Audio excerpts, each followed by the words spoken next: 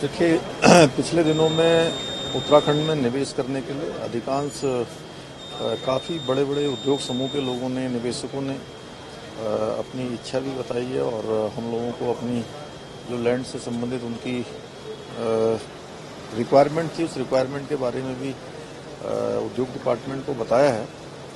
तो उस संबंध में चूँकि राज्य ने काफ़ी सारे काम किए हैं इस दौरान, उद्योग में हम उद्योगों के निवेश के अनुकूल जो पॉलिसी लेकर आए हैं और एमएसएमई से लेकर दीर्घकालिक, अल्पकालिक और मध्यकालिक जो है हमने बहुत सारी निर्णय लिए हैं, बहुत सारी नई नीतियों को प्रस्तावित किया है। तो उन सभी से सभी को अवगत कराना है। हाइड्रो के क्षेत्र में, सौर ऊर्जा के क्षेत्र में, हॉर्टिकल्चर के क्षेत्र में, उद्योग के क्षेत्र में और उद्योगों के लिए सिंगल विंडो सिस्टम को भी धरातल पर हमने पूरी व्यवहारिकता के आधार पर उतारने का काम इस दौरान हुआ है और एक बड़ा लैंड बैंक भी यहाँ पर बनाया है। क्योंकि उद्योग आएंगे, रोजगार बढ़ेगा और ये हमारे लिए एक बड़ा सुनहरा अवसर है कि हम राज्य में अधिक से अधिक निवेश ला पाएँ और देश विदेश के जो बड़े उद्योग समूह हैं उन उद्योग समूह को अपने यहाँ आकर्षित कर पाएंगे। तो उस संबंध में सभी से, कुछ लोगों से भेंट वार्ता भी है और एक सामूहिक रूप से भी कार्यक्रम है।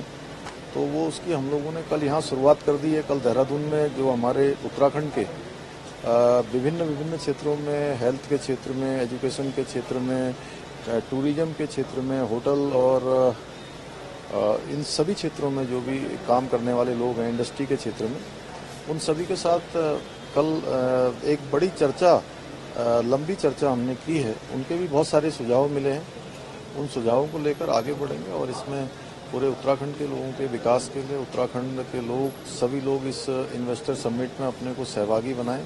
उसकी शुरुआत यहाँ से हुई और देश भर में भी जो है अन्य जगह पर भी इस प्रकार के कार्यक्रम होंगे जिसमें हमारे उस डिपार्टमेंट से जुड़े हुए अधिकारीगण, अन्य डिपार्टमेंटों के लोग, हमारे मंत्रीगण, सभी लोग सहभाग करेंगे। केंद्रीय पोषित योजनाओं को लेकर सर आज आपने बड़ी बैठक ली। जो केंद्र की योजना है उसमें धरातल पर सही क्रियान्वयन हो, क्या कुछ चर्चा हुई सर? और क्या देखिए, ये जो केंद्र पोषित योजनाएं हैं ये हमारे राज्य के लिए एक बहुत बड़ा विकास के लिए बहुत बड़ा मील का पत्थर है और इसके कारण से हमारे अनेकों कार्य आगे बढ़ते हैं। क्योंकि 90% केंद्र इसमें वहन करता है, 10% राज्य को करना पड़ता है।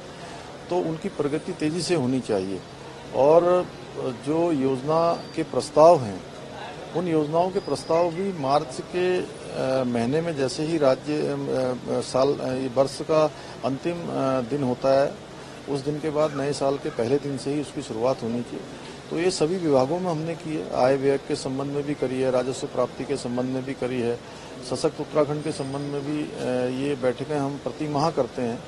तो इसी में जो है आज केंद्र सहायता जो हमारी योजनाएं चल रही हैं उनकी भी समीक्षा की है और सभी विभागों ने अपनी समीक्षा में बहुत सारे जो उनके लिए जो समस्याएं थी या कहीं पर रुकावट आ रही है तो एक दूसरे के सभी विभागों को कहा है कि आपस में समन्वय करके उनका समाधान करें और तेज प्रगति पर लाएं। धन्यवाद।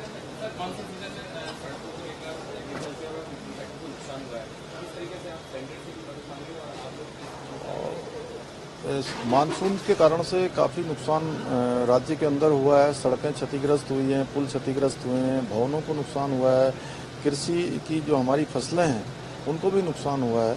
तो उन सभी के लिए चूँकि एक आकलन कर रहे हैं, एनडीएमए की टीम भी यहाँ आई है। तो हमारा प्रयास है कि ये मानसून समाप्त हो और मानसून के समाप्त होते ही सबसे पहले तो जो कनेक्टिविटी हैं, रोड हैं, सड़क हैं, पुल हैं, उन सभी को सामान्य करें। हमसे जुड़े रहने के लिए हमारे YouTube चैनल को सब्सक्राइब करें और नई वीडियो की नोटिफिकेशन के लिए बेल आइकॉन को दबाएं। अगर आप ये वीडियो Facebook पर देख रहे हैं तो लाइक जरूर करें और ज्यादा से ज्यादा शेयर करें। धन्यवाद।